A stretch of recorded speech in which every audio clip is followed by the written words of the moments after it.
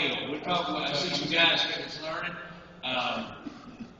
My instructions were, when I started fooling with the banjo, I'd been playing the rhythm guitar for 6 or 8 years as a little kid. I mean, I started learning to follow Dad on fiddle tunes when I was 4 or 5 years old. And I was a pretty good guitar player by the time I was 10 or 12, of being able to follow along and keep good time. I learned to anticipate.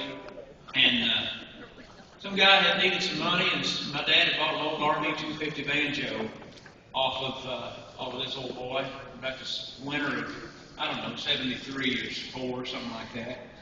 And it was kind of under the bed. Dad had got it out and fooled with it some. My dad was a great fiddler, but he'd worked for the Stanley Brothers as a very young man. He'd learned to play a little bit, sitting there playing with Ralph Stanley. And so he'd got the banjo out a winter or 2 there when he wasn't as busy and played with it some. I knew it was under the bed. I believe there'd been some pickers at the house for a day or 2, and somebody left a set of banjo picks in an ashtray laying in the living room. I picked him up, and I was probably 12 years old, and I got that old banjo out from under the bed.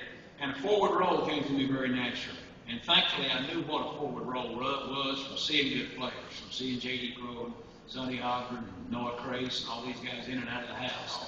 And so I was thinking in a forward roll mode already. And after I fooled with it around the house for a few months and on my own to figure out the melody and a little bit of the basics on how to play John Henry and Cripple Creeks, just right out of standard G. My dad told me, he said, if you're going to play it and you're going to be serious about it, he said, you gather up everything that's in the house by Earl Scruggs. Pay attention to that. And he said, stay with that forward roll approach. Dad knew the difference in a forward roll and a backward roll. Ralph Stanley had quite a different style. And Ralph's style was somewhat limited because he played with a backward roll approach. And there's a difference. And for you guys that are learning, if you've had it in your hands any time, forward roll is thumb, index, middle. Thumb, index, middle.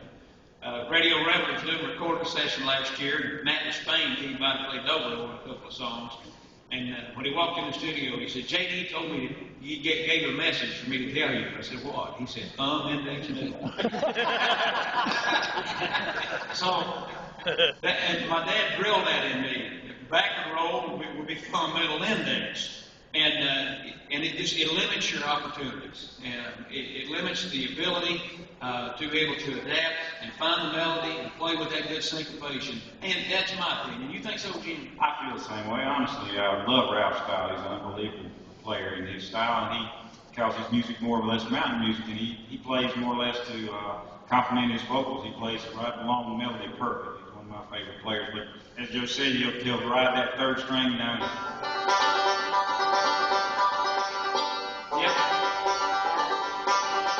And it suits his music to a T. Nobody can touch him on that particular stuff. But it's 2 different styles, ways of thinking. Different approach. Scruggs' approach was very forward roll thinking. And you throw Don Reno in there. One of the differences I have discovered in trying to learn how to play a little bit the last 30 years, Earl fought with his thumb. He led with his thumb. He led with his thumb. And Don Reno and Ralph Stanley fought with their index finger. Exactly. And it changes the flavor quite a bit. So that forward roll. Well, listen, can you keep up with that? Oh,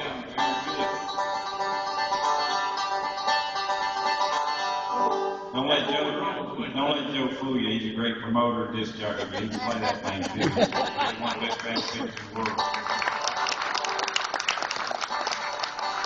But the Fireball Mail, John Henry, those are very forward roll based tunes. Very fun to learn on. So for me to be able to play something simple and encourage the guys that are here to learn on something, I'm going to play a real basic version of Fireball Mail, and Jim can play that hot rod stuff up through your other wall.